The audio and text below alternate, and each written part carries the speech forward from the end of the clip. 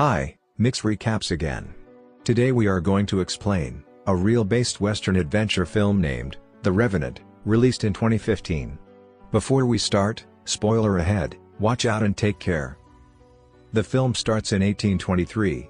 A wildlife hunter, named Hugh Glass, speaking to his son, named Hawk, in an Indian language, telling him that, even though he is scared, and wants his trouble to be over, he must fight, as long as he can grab a breath. As we hear Glass' voice, we see images of Glass, with his wife and son, his home being set on fire, and him holding his wife in his arms. Glass and Hawk are walking through a river, with other men from their hunting party, as they stalk wildlife. They live on a settlement with other fur trappers. They are led by their captain, named Andrew Henry. A man from their party walks into the settlement, and collapses forward with an arrow in his back. Another man is shot in the neck, with an arrow, and falls into the campfire. The hunting party is attacked by a tribe of Rikura Indians. The men fire back with their rifles. Glass is attacked, and nearly choked to death, but one of his men rescues him.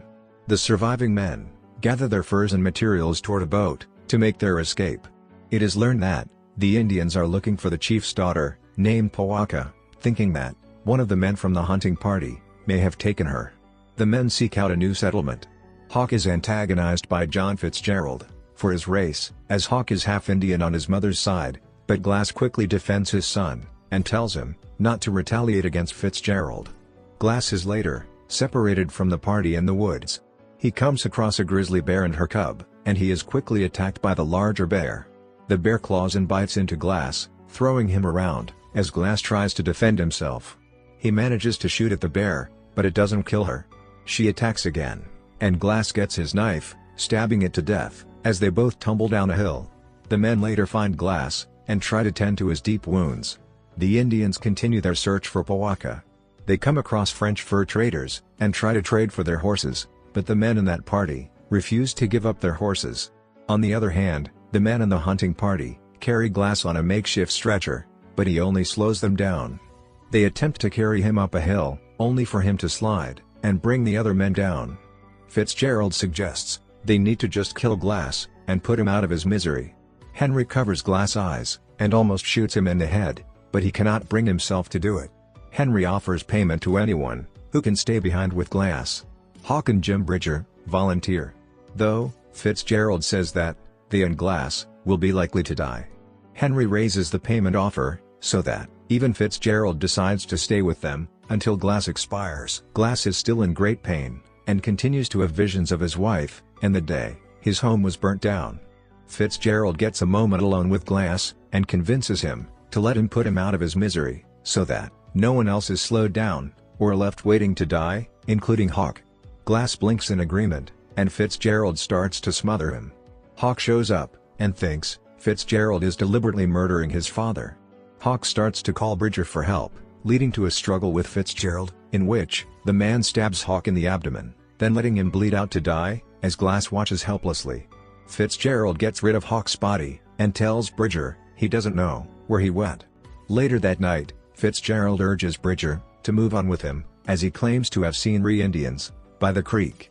Though Fitzgerald had already dug up a grave for Glass, and he forcefully drags him into the hole, and buries him alive under a pile of dirt, as Bridger reluctantly lets him do so. We see Henry and the hunting party have arrived at their outpost. As Fitzgerald and Bridger head to meet them, Bridger realizes Fitzgerald was lying about having seen the Ree by the creek. He turns his rifle on Fitzgerald, but he takes it from Bridger, and turns it on him. He pulls the trigger, only to see that the rifle was unloaded. They continue to move. In the grave, Glass awakens, and weakly struggles to rise from out of the dirt. He starts crawling his way through the woods to find food and warmth, as it was very cold weather out there. He finds Hawk's body freezing up from the cold. Glass vows to stay by his son's side. He finds a thick fur pelt to take with him to keep warm. As he continues to move, he feeds off of roots. He attempts to build a fire for added warmth. Nearby, the Indians are getting closer, so Glass rides down the rapids to escape them. Fitzgerald and Bridger are still walking. They come across a burnt-down settlement, with bodies sprawled across the ground. One woman emerges from her burned hut, and sees the men. Glass is getting colder and hungrier. He walks into the river, and eats a live fish. He walks up a hill, and sees a Pawnee Indian feeding off the carcass of a bison. Glass approaches him cautiously and gestures for food. The Indian throws him an organ, which Glass eats, despite feeling disgusted. In the morning, the Indian observes the bare wounds on Glass' body, which are starting to rot. Glass says his men left him for dead and killed his son. The Indian states that his own family were killed by Sioux, and he is seeking out more Pawnee. Fitzgerald and Bridger reach the outpost and rejoin their party. Fitzgerald tells Henry that they couldn't save Glass or Hawk, and he collects his payment. Bridger, however, remains utterly remorseful.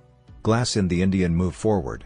They spend the evening sitting and catching rain in their mouths. This is the first time Glass has looked peaceful in a while. The Indian gathers materials for warmth, and as he tends to Glass, Glass starts hearing his wife's voice, and then sees himself walking toward Hawk, before they embrace. When Glass wakes up, he sees that the Indian has been hanged by the French fur trappers. He infiltrates their camp and witnesses one of the men raping a woman. It is Powaka. Glass holds the rapist at gunpoint and lets Powaka go. Glass then takes a horse, letting the other horses loose. He rides it to a spot in the woods, where he builds himself a fire. In the morning, the tribe searching for Powaka starts to attack. Glass holds them off with his rifle, before he mounts his horse and rides away. The tribe follows him on their horses up to a cliff, where Glass and his horse fall over the edge. The horse dies, and Glass is more injured. As the night falls, and the cold intensifies, he cuts the horse open, removes its organs, and stays inside it for warmth. When he wakes up, he gets out of the carcass, and moves to a cave. Sometime later at the outpost, one of the French hunters arrives with Glass' canteen, which Bridger left on the dirt pile after Fitzgerald buried him. Thinking he took it from Hawk, Henry leads a search party through the woods. There, they find Glass crawling on the ground weakly. They bring him back to the outpost. Henry finds that Fitzgerald is gone. The French hunter tells him that he heard Fitzgerald was headed to Texas. What's more is that Fitzgerald cleaned out the party's payroll safe and took all the money with him. Henry then confronts Bridger with his rifle and beats the boy to the ground, as he tells him that Fitzgerald lied to him. Glass vouches for Bridger's innocence to Henry, stating that he was only following orders. He also tells Henry how he saw Fitzgerald kill his son. Hearing that Fitzgerald is heading for Texas, Glass requests that he seek the man out himself. Henry reluctantly agrees, but then decides to join Glass in the hunt. The two encounter Fitzgerald and split up to get him from opposite sides. Henry finds Fitzgerald first and plans to bring him back to be tried for murder.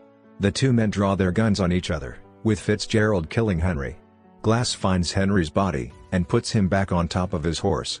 They ride on in view of Fitzgerald, who fires his rifle at them. He thinks he's killed Glass, but he just shot Henry's body. Fitzgerald retreats, and Glass pursues. They corner each other in the woods, and Fitzgerald shoots at Glass. Fitzgerald runs down by the creek, where Glass gets him, and they begin to fight. Fitzgerald nearly stabs Glass, but Glass turns the knife on him.